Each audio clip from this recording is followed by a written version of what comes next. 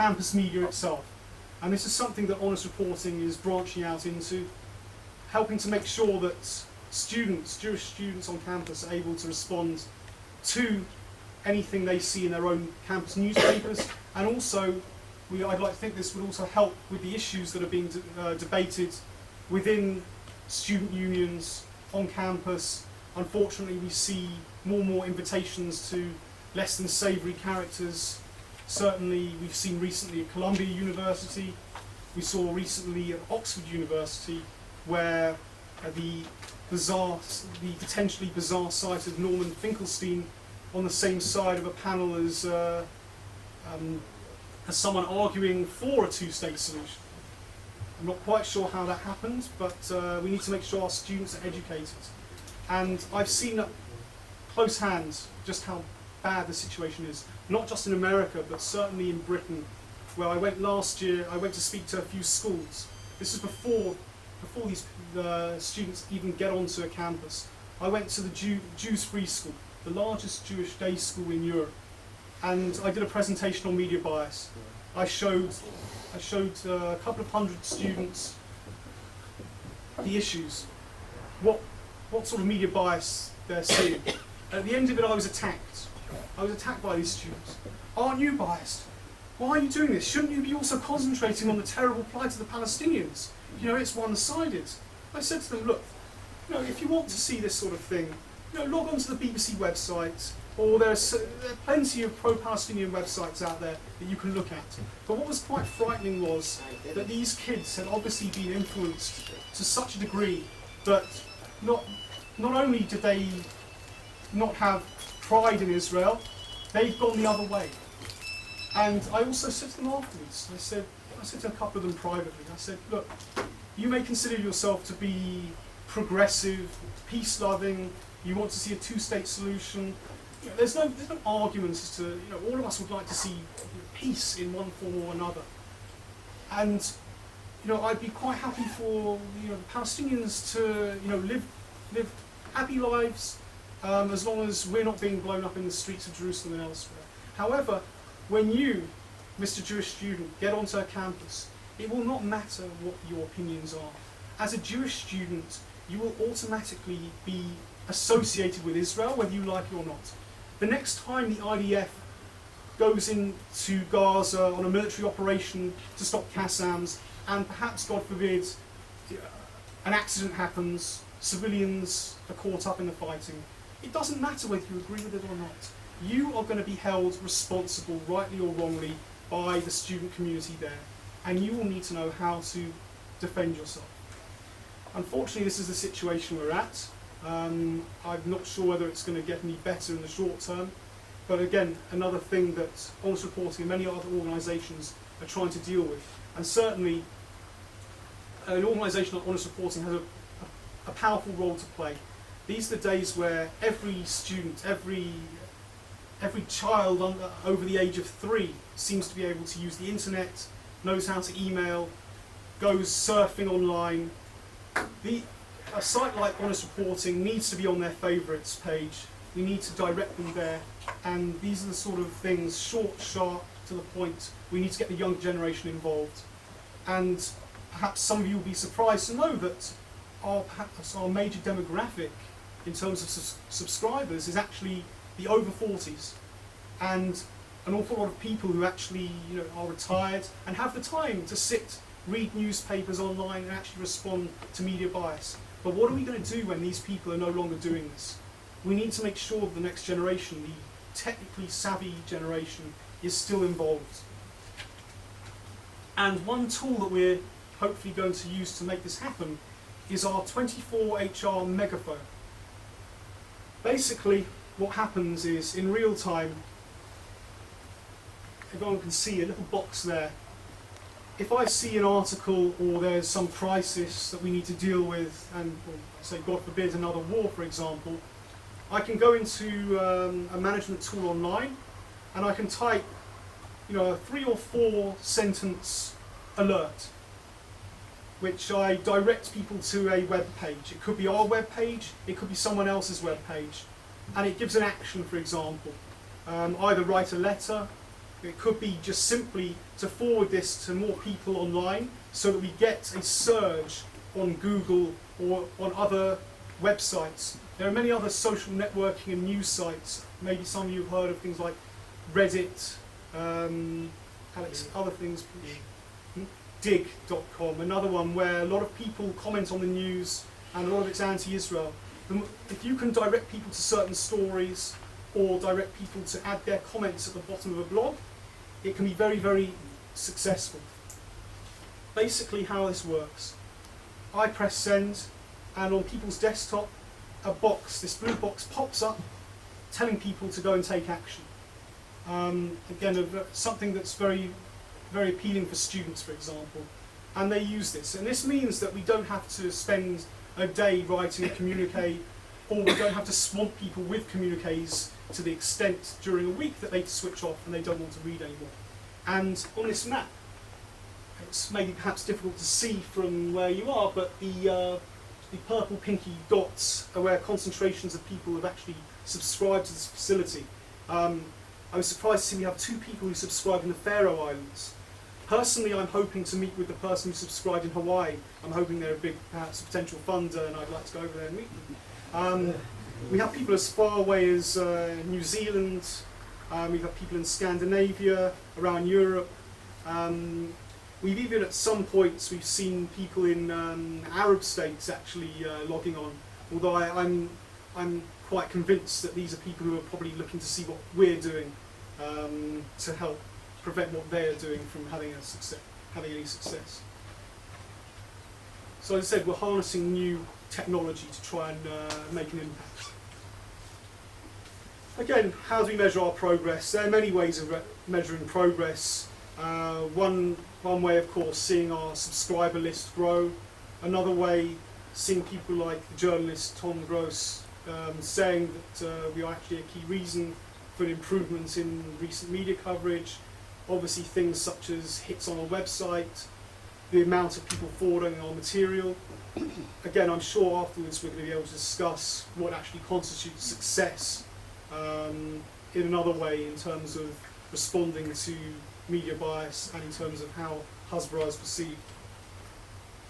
Another thing, obviously, I talk to student groups, for example. We run media bias workshops, certainly groups who visit Israel. Just an example, people write letters of thanks. We have good relations with embassies around the world, Israeli embassies who send us material, thank us for the work we're doing. I'm going to move on now to something quite different. Recently, Honest Reporting, or not so recently, we took a strategic decision that it's not enough to be just criticising the media. We actually have to help them as well.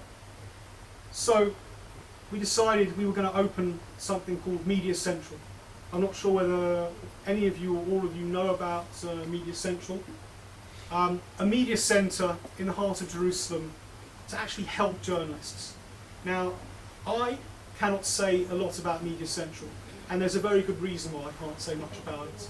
It's because we also recognise that there is a thin blue line, as it were, between the work that I do and the work that Media Central should be doing, helping journalists. I have no impact, no influence on the activities of Media Central, and they, again, have no impact and no influence over my activities. We keep the two things separate. Perhaps people here would refer to one as a carrot and one as a stick. We keep them absolutely separate because no journalist is going to agree to be helped by an organisation that they perceive to be in the background bashing the work that they do.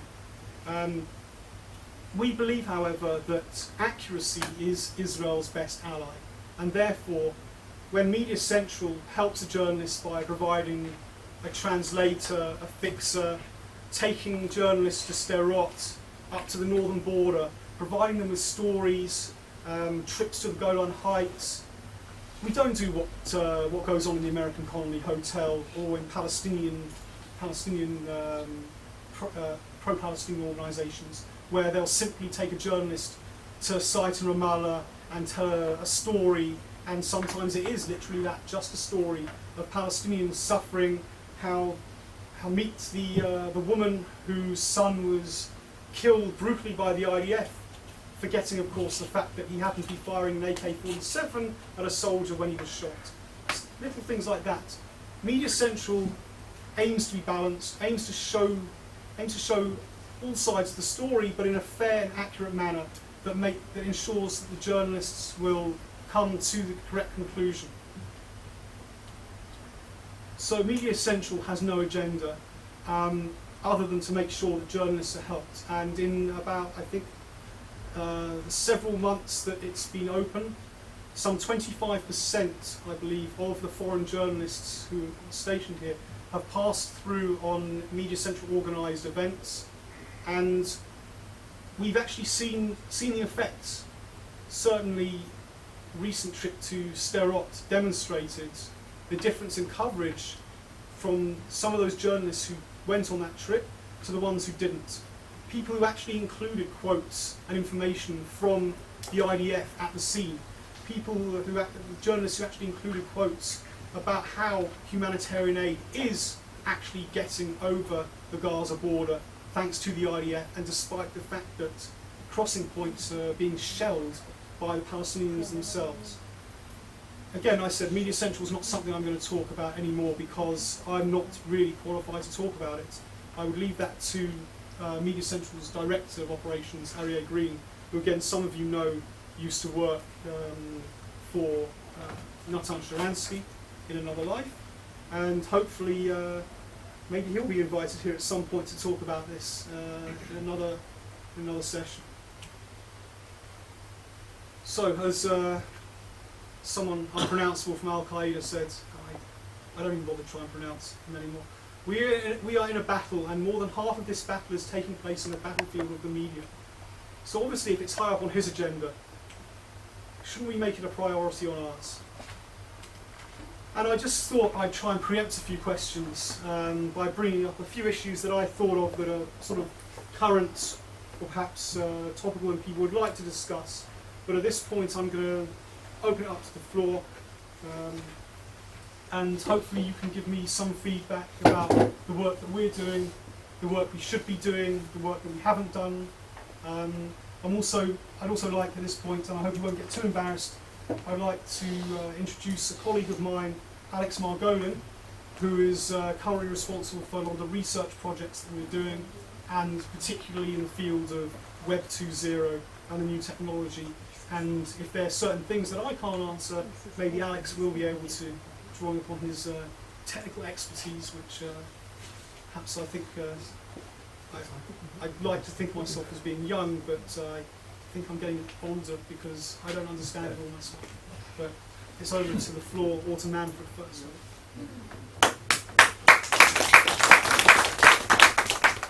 Thank you very much. We'll open the floor as usual to discussions, but I want to ask a question here. How many of you know about the Dutch killing of civilians in the Kora Valley in Afghanistan? Please put your fingers up. Well, the initiated Kanal Lipschitz of Haaretz and Tamas of the JCPA. Well, it so happens that in June, the Dutch troops in the fight with the Taliban shot without precision, without targets, 30 kilometers far. In that battle, 70 civilians were killed, more than 2/3 by the Dutch, 45. The Dutch press suppressed it, gave it minor attention. Internationally, it is not known. That gives you my contribution to my side on distorted reporting. Now in October it's going to be investigated. It doesn't make much noise. How many of you know about possible Dutch involvement in the September killing of up to 70 civilians? We're now down to 0. It's on the bad news of the Netherlands side, by the way. Look, the Dutch army, by the way, the June bombing was not so difficult to know the Dutch involvement because they were condemned by nobody else than the president of Afghanistan, who said that it was really careless handling, and by the commander of the NATO troops in Afghanistan. Nothing apparently has come through. In September we have another story. Apparently the Dutch ground troops called for bombing of an area in Afghanistan, in southern Afghanistan. We don't know who the planes were, Dutch or American. The Dutch government is very imprecise on it. 70 people were killed, half of them women and children. So that gives you an idea about double standards in certain countries. Okay, I have 5 people down. We can at the moment take them one by one. Shalom Bornstein, Dr. Avner Falk, Izzy Liebler, Irit Khan, and Ashley Perry. So Shalom first. I was curious, when you call the attention to some of these gross inaccuracies, what is the reaction of those who wrote the inaccuracies because if they're challenged, say like Carter has been challenged and he just washes it away, disregards anything as far as his inaccuracies. I was curious about what has been the reaction that you have found. Right, I think there are certain people, Jimmy Carter being one of them, people like Robert Fisk, John Pilger. You're not going to change their minds. They're ideologically based in terms of what they're writing, and however many inaccuracies they publish, it's virtually, chances are virtually nil that they're actually going to retract anything. However, it's very, very important that we make sure that other people are aware of these inaccuracies so they are challenged. And in terms of ordinary journalists, we hear sort of behind the scenes that journalists in Israel, they are aware of honest reporting, they're aware of websites such as ours, and they are actually more careful about what they write. A journalist is like any person with a profession. They don't like to be criticised, and they certainly don't like to be told that they're wrong. Therefore, it's very, very important that we point out when they are wrong. I don't expect to get retractions in every newspaper for everything that's printed. Unfortunately, it's not the case. It doesn't happen that often. When it does, of course, it is a success. Sometimes the retractions, we simply miss them because they're buried somewhere in the middle of the newspaper in a column this size. But one thing I think is very, very important from the work that we do, and again, perhaps a measure of success or not success as the case may be, education. It's not just about dealing with the media themselves, but we're faced with a generation of Israel supporters or people who don't know much about Israel, who are uneducated in the issues.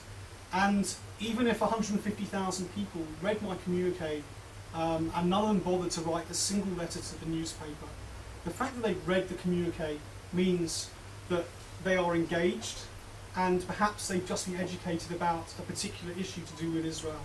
And that, to me, as someone who works in this field, I think is just as important as getting results with the media themselves, getting a result with our own people.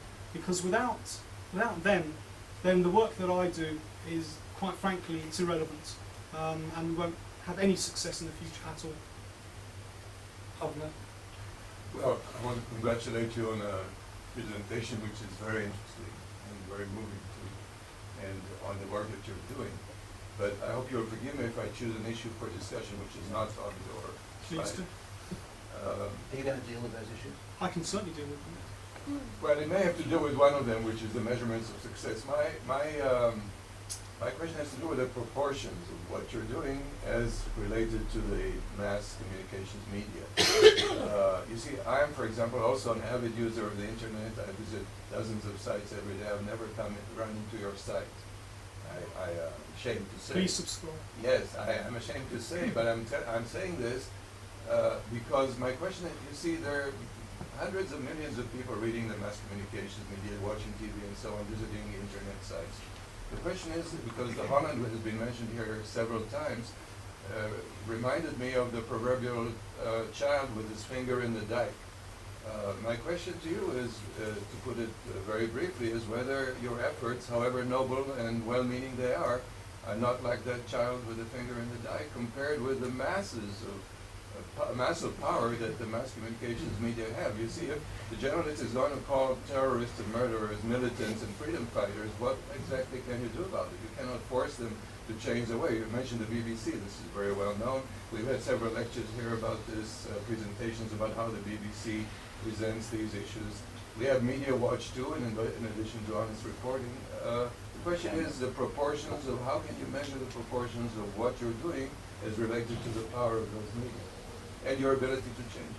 Right. I mean, I take a look at the glass. In this case, if I drink a little bit more, I'd ask myself the question, is it half full or is it half empty? You're right, it's very difficult to measure success in that way. I could sit on the fence and say we don't know how much worse it could potentially be if there weren't organisations dealing with this. However, I think that's an easy way out.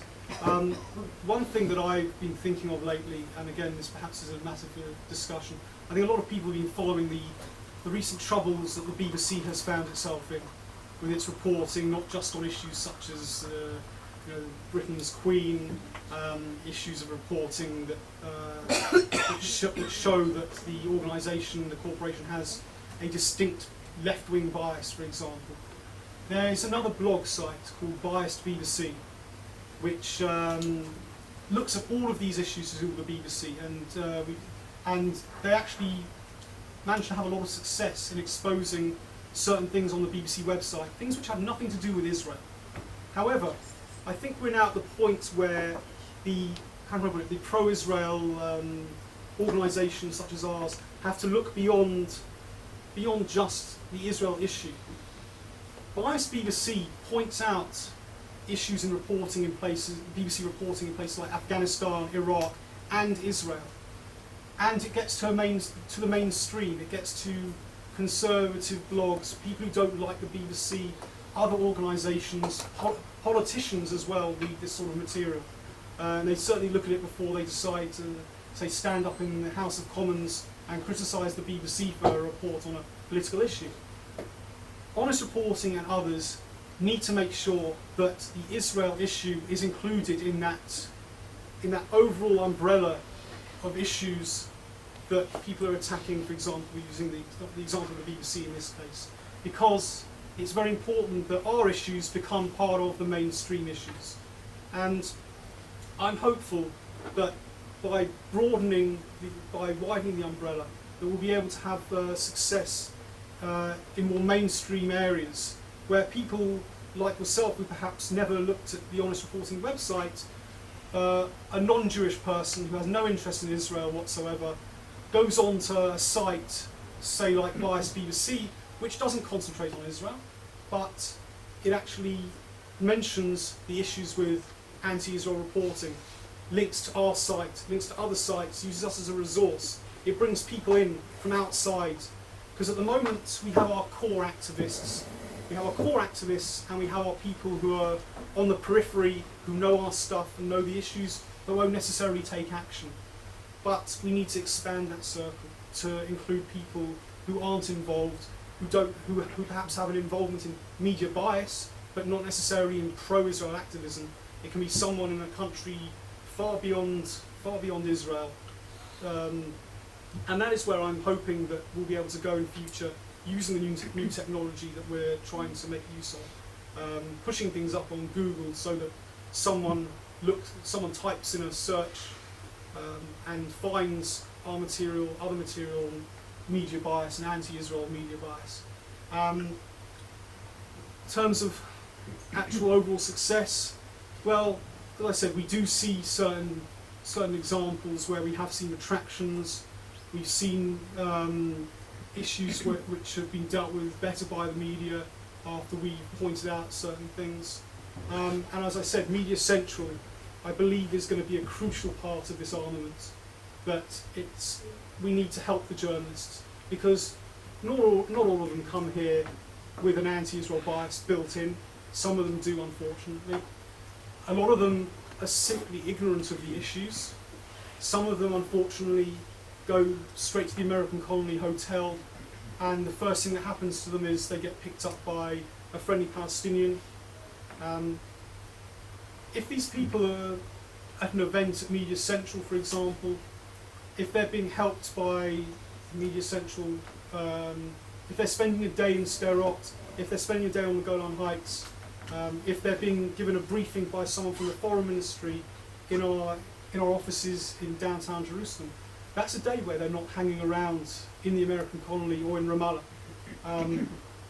And I do believe, and we've seen already, that we're going to start seeing the results of this. And there are certain other organisations that also deal with journalists out here. I can mention Israel Project, Camera, for example. A lot of these organisations tend to go for the top end. The top end of the Camera, market. you said, isn't honest reporting the same as Camera? Right, I'll get on to that. You know, of course, it's important to try and pick up people from the New York Times, from Washington Post, but it's also very important that we also pick up the journalists who are coming over from places like China, coming over from Scandinavia, other parts of Europe, South America.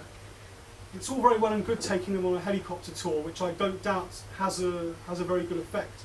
But if the person sitting on that helicopter isn't receiving information in his own language, or simply isn't being catered for because no one can be bothered to deal with the journalist from a small town in deepest Norway.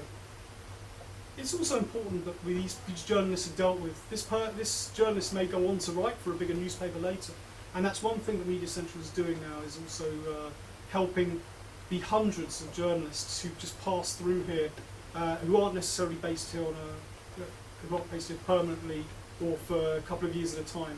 And I believe will certainly have an impact. On to your question about how we're different from Camera. Well, I think perhaps one of the major differences is Camera, apart from what I would perhaps term it as a think tank, which does some remarkable work in terms of its research and picks up a lot of things which, unfortunately, we don't necessarily have the resources to pick everything up.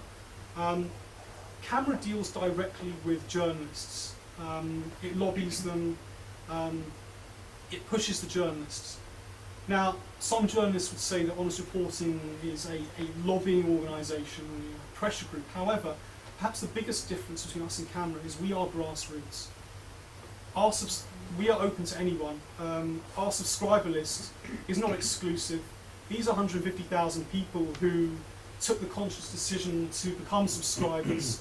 They're able to write letters however they want to write. They're able to take the action however it's portrayed for them to do. Camera, I know that their letter writing list is closed. So perhaps Camera's letter writers, perhaps some of them are better letter writers than some of Honest Reporting's letter writers. However, we have a far larger base of people who are prepared to write letters, and we don't close the door to anyone who's prepared to help. And therefore, I'd say that we're not dealing with the same sort of things. In terms of our relationship with Camera, we have a very good relationship, and we try not to tread on each other's toes on certain issues, because one thing I really don't like to do is to start duplicating certain things, unless, of course, you need to duplicate something to multiply the effect of pushing an issue, something which I've spoken a lot about. There's certain stories that Camera will pick up and run with that I will purposely, I won't release a communique simply because Camera has done one already, and if Camera's going to score points without having success, I'd much rather concentrate on something that Camera didn't pick up on that particular day. And it's good to have a multiplicity of organisations monitoring the media, because I don't have the resources to sit looking at every single thing. We have researchers who do this, and believe me, you've got to be a certain type of person to sit for an entire day looking at everything. I used to do this for BICOM, the British organisation. I went through all the papers, the British papers, early in the morning, and believe me, that was enough to give you a headache. But to go through everything, and I know my researcher looks at stuff in Britain, US, Australia, South Africa, pretty much anywhere where there's English language media, he looks at it. Obviously we're going to miss stuff, but we spread our elders of design type tentacles as far as they will reach. And perhaps that could bring me on to Walter Mearsheimer type argument, unless I know other people have other questions. Easy. I want to say kolakavod to you. I think you've been extremely successful. You're one, as you rightly say, of a large group of people working in this field, and there is a drip effect. You can't see instantaneous, you'll never see, but the accumulated impact is important. And I think, coming from where you're coming from, particularly Europe, you've had a much tougher originating base than the Americans, who are now being to some of the same stuff that Europeans had 10 years ago.